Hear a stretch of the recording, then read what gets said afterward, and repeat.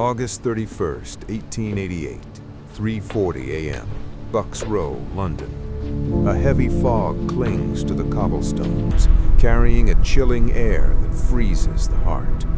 A woman is found lying in the dark, Mary Ann Nichols. She became the first official entry in a chronicle that would change this city forever. The night was silent, swallowing every scream, yet the marks left behind spoke of an unnatural, calculated precision. It was more than a crime. It was the manifestation of a cold, relentless darkness. A shadow slipped away into the alleys of Whitechapel, leaving a wave of terror that spread through London like a plague. This was the beginning of a nightmare no one could escape.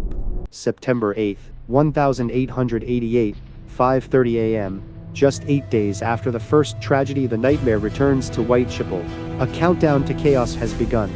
29 Hanbury Street. 17 people slept, yet no one heard a single scream. Annie Chapman was found in the backyard. The shadow has grown bolder. Look at the incisions. Flawless precision. He took gruesome trophies with the skill of a trained anatomist. This is a professional at work. Dawn, a tall man in a dark coat, asks, "Will you?" Her final answer on this earth was yes. By 6:00 a.m. she vanished without a trace. Panic swallows the East End. Scotland Yard is blind, arresting innocent men, while the real shadow watches from the dark. The city is burning with fear. He is taunting the law. A letter arrived in mocking red ink, challenging the world to stop him. The chilling words, "Dear boss." September 30th, 1888, 1 a.m. The London fog has never felt this heavy. The thirst tragedy struck in the dark yards of Whitechapel. The silence that followed was merely the beginning of the madness. Frantic footsteps and the piercing scream of a police whistle. But the terror was far faster than the law. A single glove left behind, a silent witness to the carnage. The blade, fueled by fury, did not rest. He moved into the deep shadows toward Mitre Square. 45 minutes later, the second victim was found. This time, there were no interruptions, no mercy left. On the walls of Goulston Street, he left his final mockery. The truth remains buried in the mist.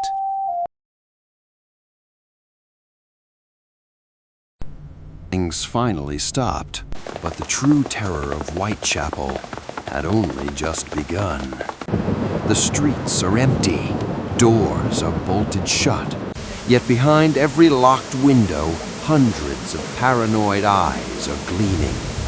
Trust is dead in this city. A neighbor you greeted yesterday is suspected as the butcher tonight. Madness took over. Every morning, blind, false accusations grew like rotting mountains on our police desks. He completely paralyzed London without even stepping out or swinging his blade. Even before we could find him, we were driving ourselves completely mad. We looked for a monster with claws, but found a man in a top hat. The clues were a labyrinth with no exit. Doctor's precision, a butcher's rage, or a royal secret. The "Dear Boss" letters flooded our desks, mocking our every failure. London demanded a face to hate, so we gave them 1,000 sketches. But the more we drew him, the more he vanished. He didn't just escape the police, he escaped reality. To find him, we had to become him. But in the end, we were only chasing our own shadows.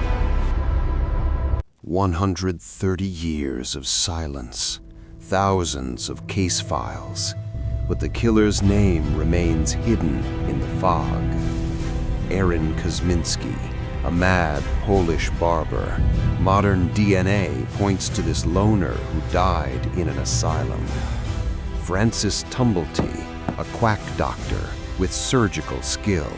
He fled London with a bag full of human specimens.